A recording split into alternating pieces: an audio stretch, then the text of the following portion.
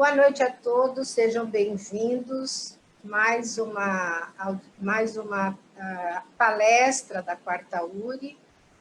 Já está disponível hoje nas 14 Casas Espíritas, no Facebook das 14 Casas Espíritas. E amanhã, a partir das 9 da manhã, já estará disponível no canal do YouTube da Quarta URI. Então, por hoje, nossas boas-vindas a todos que estão nos assistindo e que Jesus esteja no nosso coração. Muito obrigada. Márcia? Sim. Pode fazer a nossa prece? Com alegria e muita gratidão. Iniciamos, então, hoje esse encontro virtual, agradecidos, profundamente agradecidos pela oportunidade da vida, pela oportunidade de podermos estar nesse trabalho, da nossa evolução, da tecnologia que permite estarmos aqui nessa sala virtual, reunidos para receber os raios de luz da espiritualidade, da doutrina espírita. Que cada ensinamento encontre aqui abertas as portas da razão e do coração, para que a semente do amor e da caridade germine.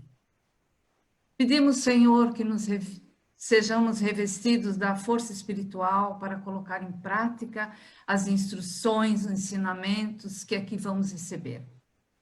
Que ao sairmos desse encontro virtual, possamos colocar em prática tudo aquilo que ouvirmos, mas que também saiamos dessa sala fortalecidos, que a gente se sinta fortalecido para enfrentar as vicissitudes da vida, que nós saiamos daqui fortalecidos para que possamos ajudar quem necessite, ajudando a nós mesmos, imperfeitos que somos.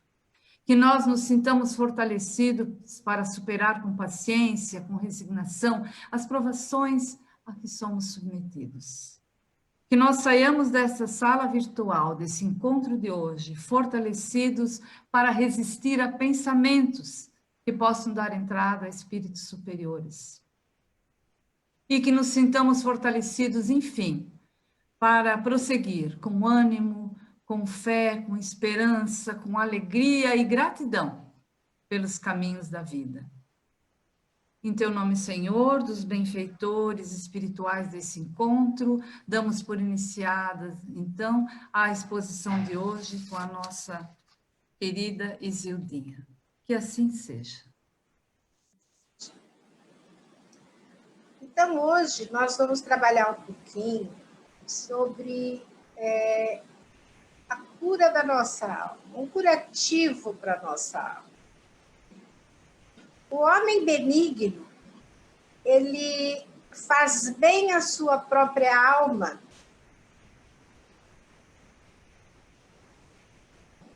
mas cruel perturba a própria carne. Essa é uma fala que está em Provérbios 11, 17. E eu lembro bem disso quando eu li o livro de Lucas, o médico de homens e almas, quando ele está numa das aulas, o professor o médico que dava aula para ele disse bem isso. O corpo responde àquilo que o homem é. Então, o homem benigno faz bem à sua própria alma, mas o cruel perturba a própria carne. Por aí a gente já vai ver o caminho que nós vamos seguir. O corpo de um ser humano vivo é o instrumento de manifestação do espírito encarnado. E ele frequentemente grita e adoece, porque o ser humano está enfermo no pensamento, nas emoções, nos sentimentos. A rebeldia, e rebeldes como somos. Somos rebeldes demais. E nessa rebeldia, a gente demonstra orgulho, avareza, ciúme, vaidade, inveja, calúnia, ódio, vingança, luxúria, quantas outras coisas. Paixões ilícitas ou vícios perniciosos. E tudo isso tem um reflexo. Os estudantes, os cientistas da psicossomática, eles até conseguem dizer o que cada sentimento desse faz no nosso corpo. Então, os reflexos dessa rebeldia se dão assim, ó. Quistos e tumores se originam das mágoas profundas, das tristezas mantidas por muito tempo. A depressão vem de negação, de teimosia, arteriosclerose de resistência, recusa em ver o bem, a hepatite da raiva, do ódio, de resistência a mudanças, a insônia do medo, culpa, os resfriados da confusão mental, desordem, mágoas, reumatismo, quando a pessoa se sente vítima, quando não tem amor próprio, quando é uma pessoa amarga e por aí vai. Isso tudo é a rebeldia que a gente tem por inconsequência, por ignorância, por não sabermos direitinho o que é melhor para nós ainda. E a gente traz ainda uma bagagem espiritual repleta de dramas do passado, de equívocos perante a lei de Deus, e esses equívocos se confirmam, se agravam, muitas vezes nessa nossa atual encarnação.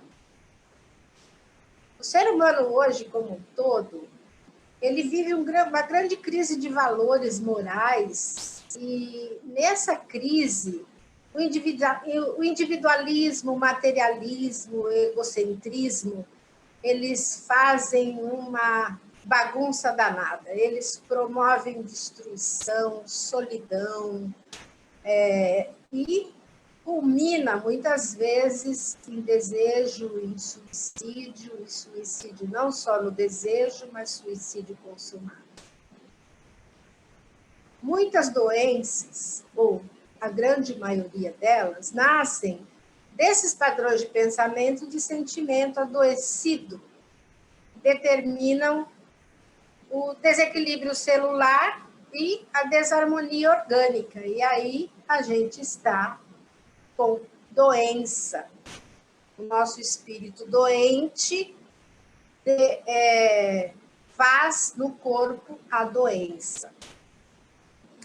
E a gente tem ainda as doenças genéticas ou hereditárias, que estão relacionadas àquele passado espiritual de cada um dos indivíduos, né? E tem a ver com a nossa programação, a nossa necessidade encarnatória de aprendizado ou de resgate perante aquela lei que a gente não cumpriu. E aí, diante de tudo isso, a gente quer se curar. E como é que eu vou almejar a cura total desses desequilíbrios espirituais, orgânicos, se eu ainda agasalho o egoísmo, orgulho e tudo que vem dessa mazela? Como é que eu vou curar uma úlcera? Como é que eu vou curar uma alergia? Como é que eu vou curar uma artrite? Se eu tenho o coração cheio de ira, de cólera, e, enfim, a raiva ecoa na nossa alma ainda em vários momentos. Como é que eu vou almejar o fim da ansiedade, da depressão, se a gente tem ódio, rancor, mágoa, ciúme, inveja, pensamento sombrio? Pensamento sombrio nesses tempos de pandemia tem sido tão constante. Quantas pessoas a gente encontra assim, tão entristecidas, tão negativas por ficar em casa. O que eu fico fazendo em casa? O que eu vou fazer em casa? Enfim. E desse não querer ficar em casa, se desenvolve ou vai desencadeando uma série de outros pensamentos que são negativos, que são pensamentos sombrios. Então, a gente pretende ter equilíbrio psíquico, equilíbrio físico, e a gente ainda vive em guerra com o irmão, que a gente ainda considera inferior, né? Que o orgulho não deixa a gente ver como irmão, como igual. A gente vive em guerra com familiares em processo de ajuste, a gente vive em guerra com o grupo de trabalho, né, Rosângela? Ontem nós fizemos uma guerrinha. Enfim. Então, este é o cenário que a gente tem hoje, do homem e das circunstâncias que o levam, né, a estar neste barco de doenças, de doente. A saúde, na definição da Organização Mundial da Saúde, ela está definida como um estado de completo bem-estar físico, psíquico e social. Não é você não ter doença nenhuma. Você tem que ter esse conjunto, esse equilíbrio. Bem-estar físico, bem-estar psíquico e bem-estar social. E a gente sabe que isso é meio complicado, né? São raras as pessoas que conseguem este equilíbrio. Não tem... Eu acho que não tem ninguém. Não sei. Mas, enfim, essa é a definição da Organização Mundial da Saúde. A medicina trata a gente todo facetado, todo, como é que fala? As super especializações da medicina estão deixando a gente todo segmentado, né? Tem um problema no dedo, tem o médico que trata do dedo. Tem um problema, é difícil, ou são poucos os profissionais da saúde que estão tratando você por inteiro, vendo você como um ser integral, onde você é corpo, espírito e mente. Então, essa falta de visão também de uma grande área da saúde desfoca o ser, né? E eles não apresentam, nesse caso, recursos para a gente ter autoconhecimento, para a gente ter instruções de autoamor, que façam com que a gente busque, né, saúde de forma eficaz, de forma permanente. A grande cura que o Espiritismo propõe deve ser o cumprimento de um programa extremamente sério de iluminação interior. Essa iluminação interior, ela está apoiada na prática do bem, na vivência cristã constante. Então, a saúde está subordinada às sensações que assegurem a felicidade, ações que exaltem a dignidade e conhecimentos que permitam abarcar o universo para aproximar-se de Deus.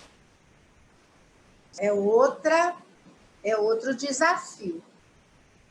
E nós temos o desafio da Organização Mundial da Saúde, aqui a gente tem o desafio que o Espiritismo nos impõe, né? Ou nos oferece.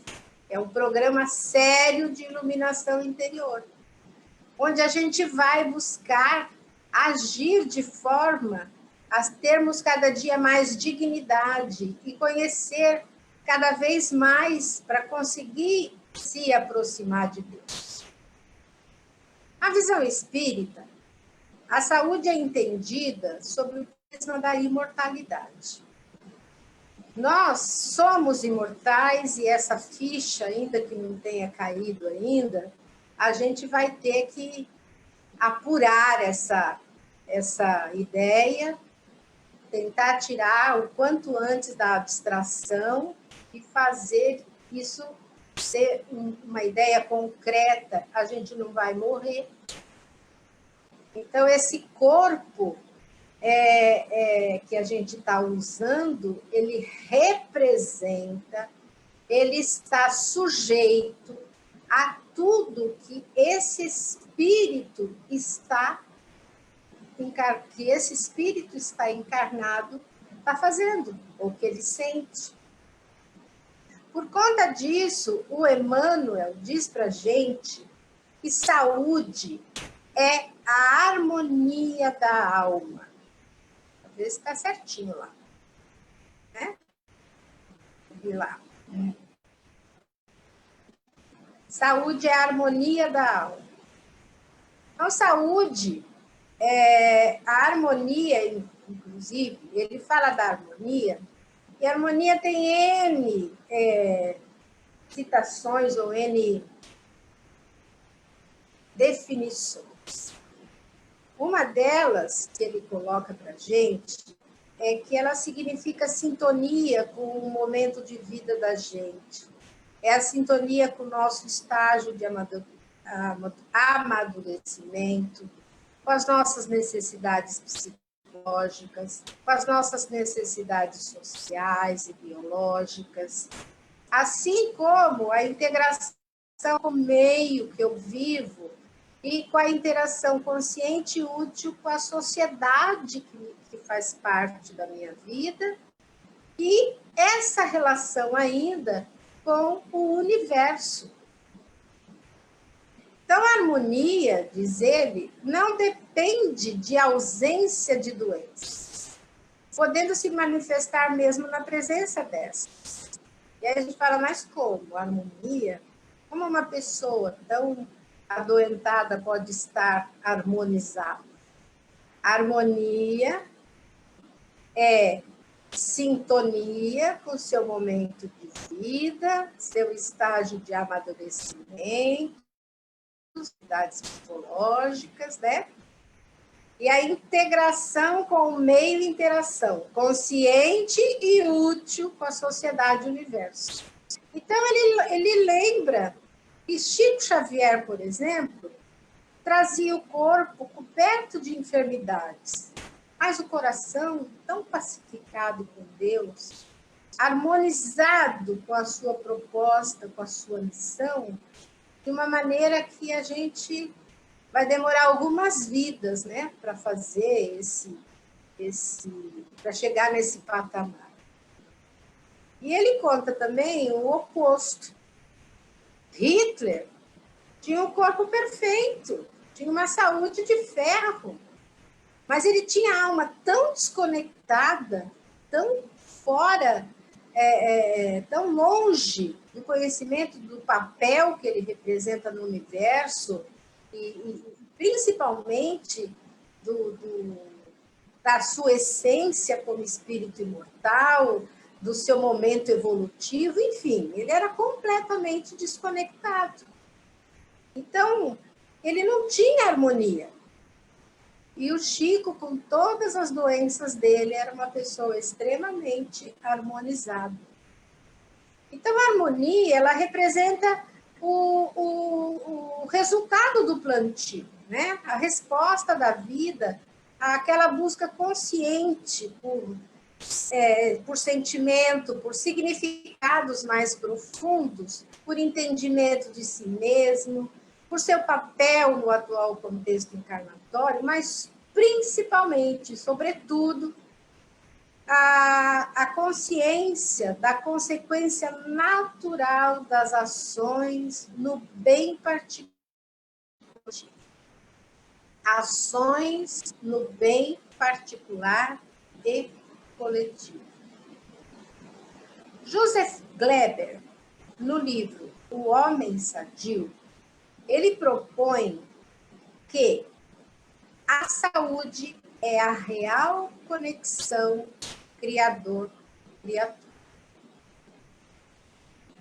E a doença é o contrário momentâneo de tal fato. nos fazendo refletir sobre a relação de ser com o Pai, com a fonte de sabedoria e supremo amor. Então, nós estamos, ele diz, desconectados do Pai, desconectados do Criador.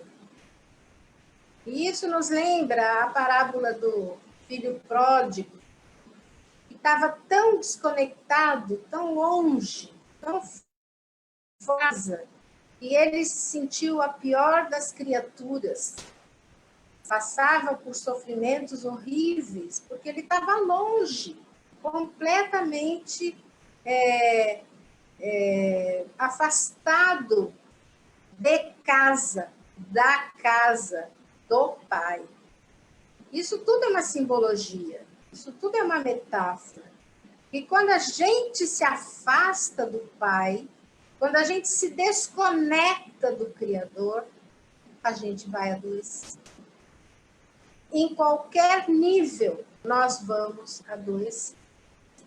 Então, a desconexão, que pelo dicionário significa desunião, separação, inexistência de um entendimento entre as partes, e por extensão significa ausência de ligação entre ideias e fatos, falta de nexo, desorganização, incoerência.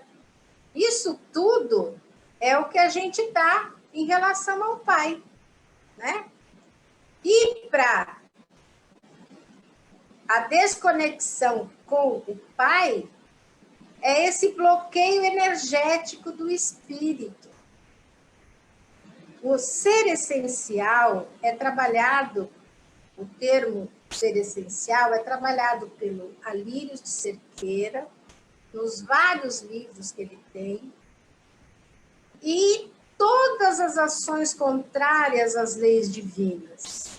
E o uso inadequado das energias mentais são equívocos por ignorância ou rebeldia, que eu comentei lá no comecinho, causam esse bloqueio, causam essa desconexão. Então, reconciliar essa fonte, reconectar-se com essa fonte, significa reconectar-se ao real, deixando ilusões de tudo aquilo que promove distração, desconexão com a alma e a realidade espiritual. Isso quer dizer uma reconexão com o amor em seus mais amplos aspectos, desde o alto amor até o holo amor, que é o resultado da sintonia do ser com o Criador. A Joana de Ângeles diz para a gente que a vida é impossível sem o amor. E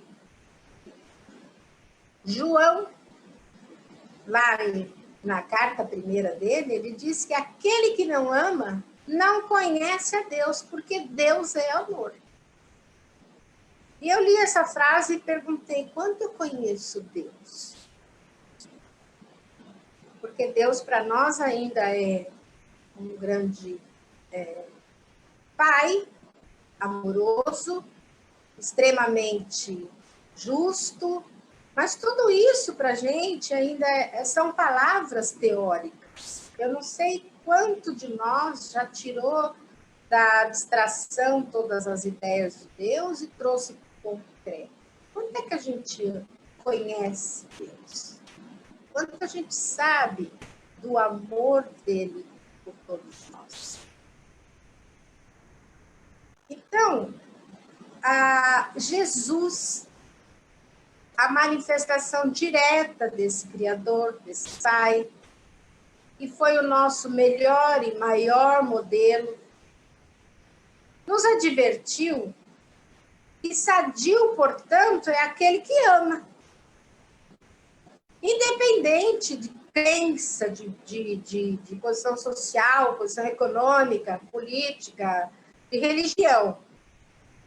E ele diz para a gente que O amor faz bem à saúde.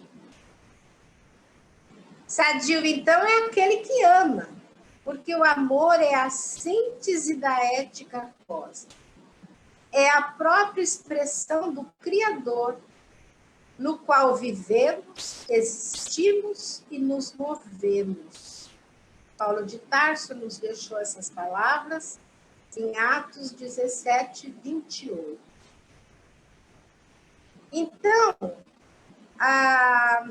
em todas as situações, em todas, sem exceção, os valores expressos pelo Evangelho de Jesus, tal como amor, ou melhor, aqui, tal como o amor, a bondade, a caridade, dentre tantos outros, atuam poderosamente como medicações da alma, semeando bem e promovendo o reequilíbrio da mente, do coração e, por consequência, das células orgânicas, em definitivo. Eu achei interessantíssimo isso. Em definitivo. Jesus mostrou para a gente, no seu evangelho, tantas curas, tantos milagres, né? Entre aspas, nós espíritas sabemos que ele sabia perfeitamente usar a manipulação do fluido cósmico de todas as coisas, então, como curar realmente. E interessante que ele disse que todos nós poderíamos fazer a mesma coisa e a gente não sabe nem por onde começar. Mas ele disse para a gente que é a reconexão com o Criador que vai nos possibilitar a cura.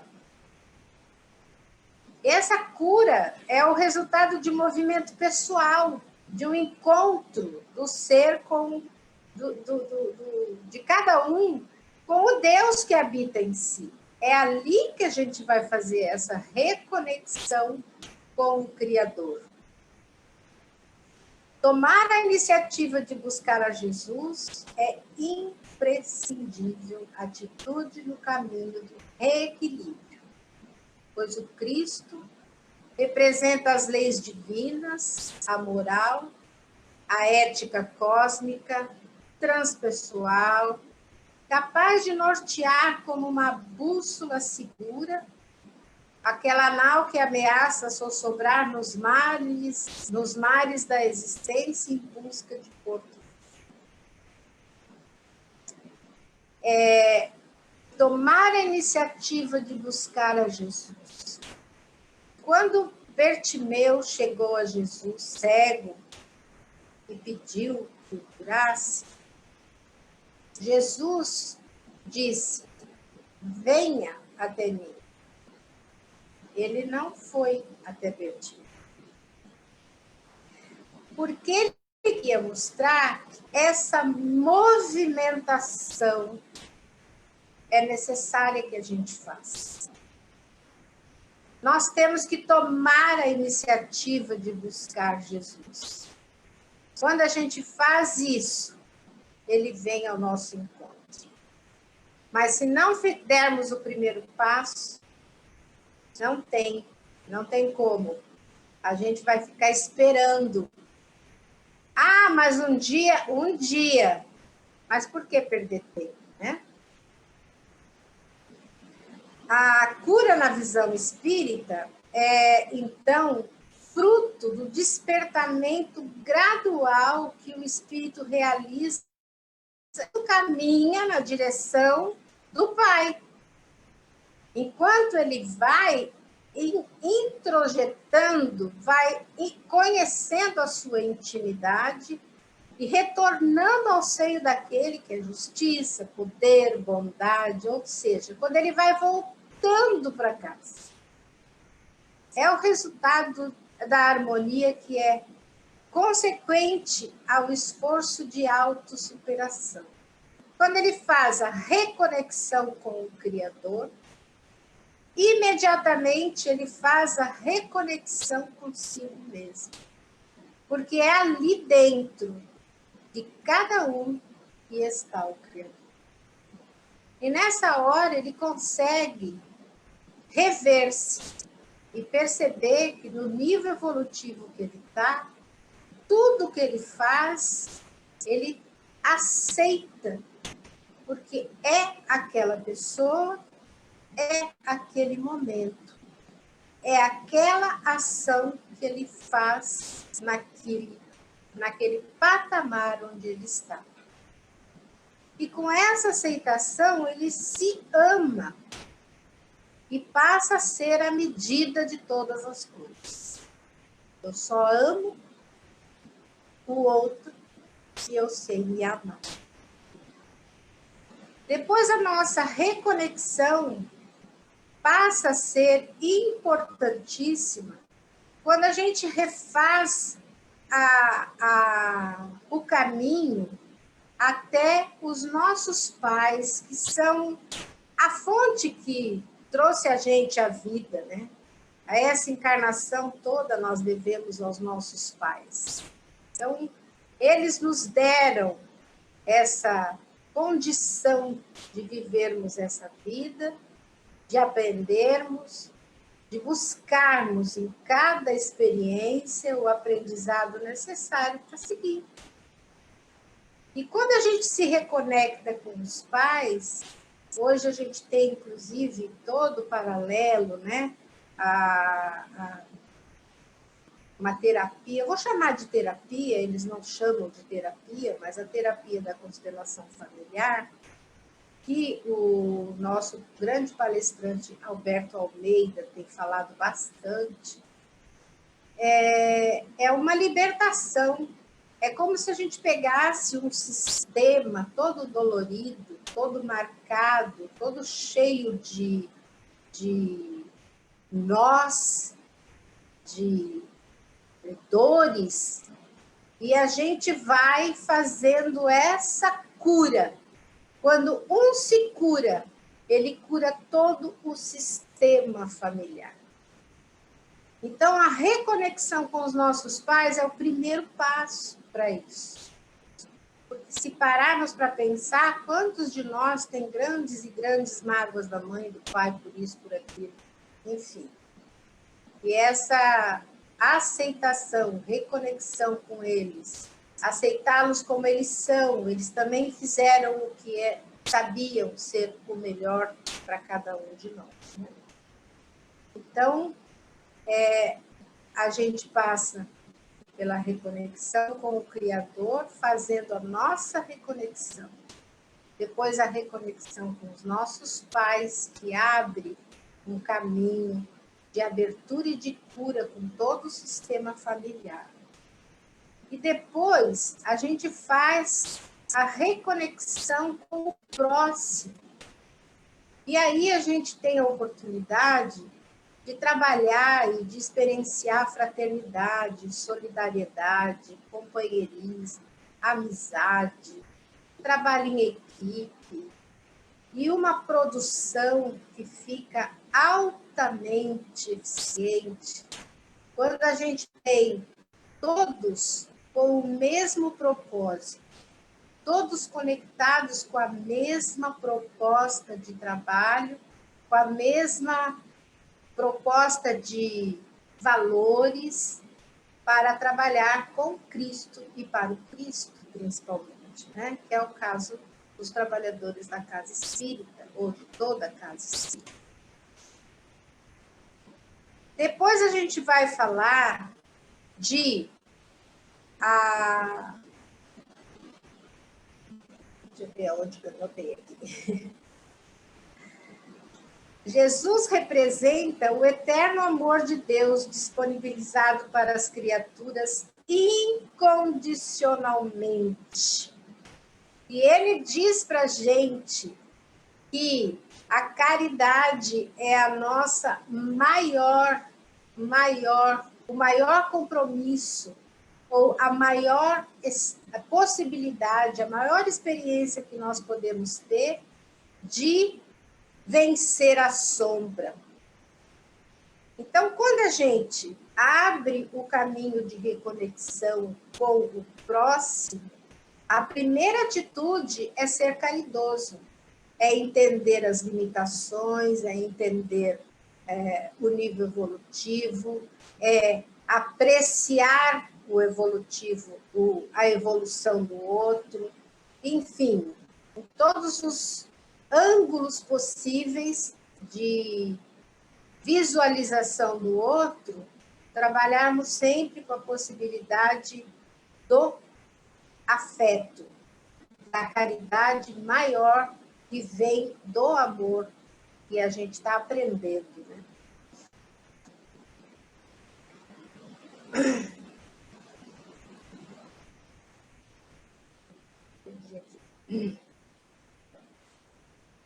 Chico Xavier dizia que a importância do Evangelho de Jesus em nossa evolução espiritual é semelhante à importância do sol na sustentação da nossa vida física. Então, quando ele falava do Evangelho, ele estava falando da nossa maior receita de cura que a gente pode ter. Jesus curou, Jesus fez, tirou da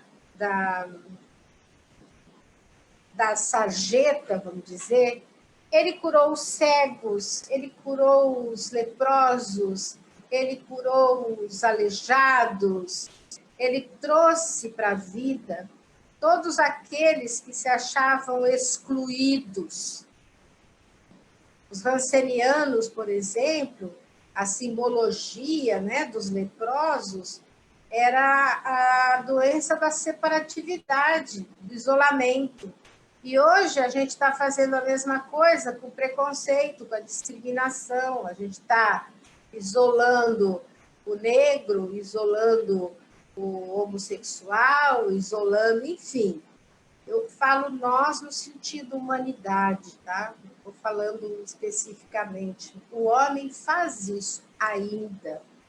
Então, ele nos convida, quando ele chega ali e traz o leproso de volta, cura o leproso, e na época o leproso tinha curado, ele deveria se apresentar ao sacerdote que o reintegraria na sociedade. Então, é isso que ele pede para a gente, para que a gente faça nosso papel de co-criador e cure essas relações onde a fonte de vida está completamente deteriorada. E que a gente possa restabelecer, na expressão da sensibilidade do afeto, as criaturas com ternura, com misericórdia, a mesma ternura e misericórdia que emana de Deus. Jesus nos chama também a atenção para a consequência do afastamento do bem e a intensidade do desequilíbrio que arroja o ser quando se desvia do amor e dos esforços por conquistar. O mal sem ter existência real, ele é uma sombra. Ele desaparece com o raiar do dia. Mas Deus deseja reencontrar-se e assumir seu destino com consciência e integridade. Aquele filho de Deus que deseja isso, precisa fazer o trabalho de busca por Jesus. Então, o Evangelho é o melhor caminho. A liberdade relativa que Deus nos dá de reencontrar-se, de assumir nosso destino com consciência, com integridade, e de amar, é o caminho. Quando a gente se transvia desse caminho, a gente cai no desequilíbrio, fazendo a separação do joio e do trigo, e a gente fica com a dor. E essa dor adoece cada célula do nosso organismo. Enxergar, caminhar, interagir, integrar, individualizar e, finalmente, servir. Essa é a síntese luminosa da proposta de cura da alma expressa no Evangelho de Jesus para o filho pródigo, que retorna à casa paterna em busca de aconchego, trabalho e consideração. Que é o que a gente quer. Quem não quer? Ele disse, então, vai, a tua fé te curou. Quantas vezes ele disse isso? Quando ele falava isso representava o coroamento de um trabalho longo de autoburilamento, de autoconsciência, de superação pessoal na direção daquele alvo sagrado de renovação da alma. Quando a gente busca a felicidade que está ali dita para nós, ela existe. E a gente se desvia disso por conta de ignorância.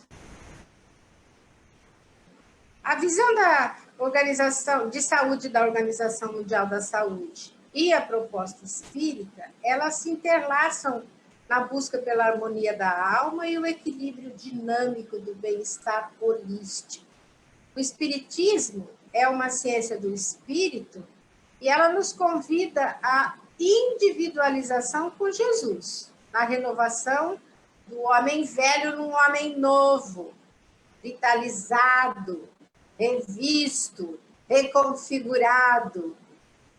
Como consequência desse movimento de trabalho interior, nasce um homem de bem, que, vencendo as suas dores na terra, mostra-se muito mais comprometido com o coletivo, com a utilidade